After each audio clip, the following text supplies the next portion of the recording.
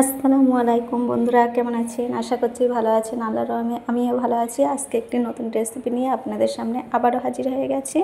আজকে বানাবো আমি ভেজ ডাল রেসিপি। আশা করছি আমার রেসিপিটি প্রথম থেকে শেষ পর্যন্ত দেখতে থাকবেন। তাহলে চলুন রেসিপিটি শুরু করা যাক। এখানে বন্ধুরা আমি একটি ফ্রাই প্যান নিয়েছি আর নিয়ে নিয়েছি 200 গ্রাম মুগ ডাল। আমি এটিকে হালকা ভেজে নেব। আর অবশ্যই গ্যাসের ফ্লেমটা লোতে করে ভেজে নিতে হবে, যেন পুড়ে না যায়। যখন দেখবেন একটু সুগন্ধ আর কি বার হচ্ছে, তখন বুঝতে হবে যে আমার ভাজাটা কমপ্লিট। সেই অবস্থায় নামিয়ে নেব। এখানে আমার ভাজাটা হয়ে গেছে, এখন আমি নামিয়ে নেব। এখানে নামিয়ে নিয়ে ভালোভাবে ধুয়ে নিয়ে আমি অল্প পরিমাণ পানি দিয়ে সিদ্ধ করতে দিয়েছি।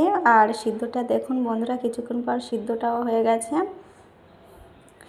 আর এখানে আমি যে সবজিগুলো দিয়ে আর কি ডালটাকে রান্না করব, এখানে নিয়েছি গাজর, ক্যাপসিকাম আর বিনস। এগুলো আমি আগে থেকে আর কি ছোটো ছোটো করে কেটে ধুয়ে পরিষ্কার করে নিয়েছি। এখন ফ্রাই প্যানের ভিতরে কিছু পরিমাণ আর কি সরিষার তেল দিয়ে ভালোভাবে আমি গরম করে নিয়ে দিয়ে দিলাম বিনসগুলোকে।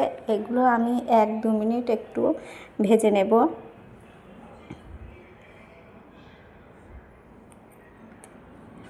কিছুক্ষণ ভেজে নিয়েছি, তারপরে আমি দিয়ে দিচ্ছি গাজরগুলোকে। গাজরগুলো দিয়েও আমি 2-1 মিনিট ভেজে নেব।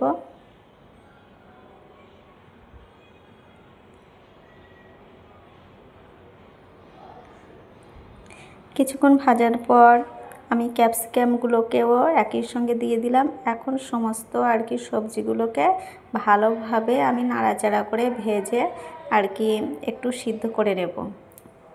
ভাজতে ভাজতে সিদ্ধটা হয়ে যাবে, সেই জন্য আমি এখানে একটু তেলটা বেশি দিয়েছি।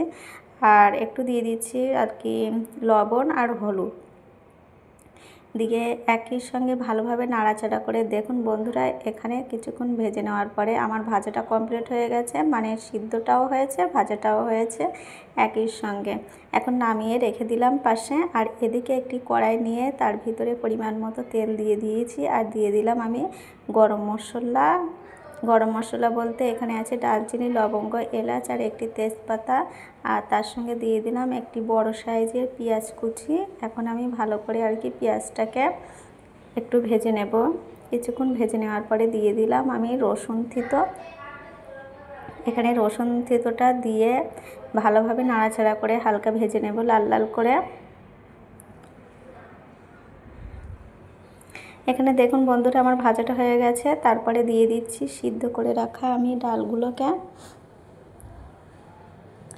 এখন আমি ডালগুলোকে ঢেলে দিয়েছি, দিয়ে একটু ফুটিয়ে নেব। আর তার ভিতরে আমি কিছু মশলা অ্যাড করব।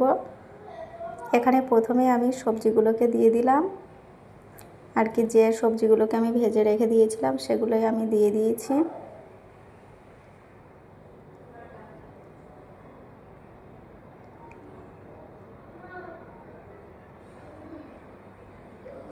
এখন দিয়ে দেব আমি স্বাদ মতো লবণ, হলুদ, আর দিয়ে দেব এখানে আমি একটু জিরে গুঁড়ো আর ধনে গুঁড়ো, আর এখানে আমি একটু গোলমরিচের গুঁড়ো আমি দিয়েছি। আর দিয়েছি আমি লঙ্কা, লাল লঙ্কা গুঁড়ো দিয়ে ভালোভাবে নাড়িয়ে চাড়িয়ে ফুটিয়ে নেব। বন্ধুরা, একবার হলেও আমার মতো করে এইভাবে ভেজ ডাল রান্না করে দেখবেন, খুবই দারুণ লাগে, খুব সুন্দর লাগে। আপনারা চাইলে রুটি কিংবা ভাতের সঙ্গে খেতে পারেন। আর নামিয়ে নেওয়ার আগে অবশ্যই চিনিটা দিতে হবে, তা না হলে কিন্তু ভেজ ডালটার আসল স্বাদ আসবে না। অবশ্যই হালকা করে চিনিটা দেবেন, তাহলে স্বাদটা দ্বিগুণ বেড়ে যাবে। এখন কিন্তু আমার রেসিপিটি একদম কমপ্লিট হয়ে গেছে। আমার রেসিপিটি যদি ভালো লাগে থাকে তাহলে অবশ্যই লাইক করবেন আর কমেন্ট করে জানাবেন। আর অবশ্যই আমার মতো করে একবার হলেও বানিয়ে খেয়ে দেখবেন, অসাধারণ লাগবে। আমার এখানে রেসিপিটি শেষ হয়ে গেল, আর এখানে আমি ঢেলেও নিলাম। দেখুন বন্ধুরা কেমন হয়েছে। আজকের রেসিপিটি আমার এই পর্যন্ত। পরের ভিডিওতে দেখা হবে, ততক্ষণে সকলেই ভালো থাকবেন।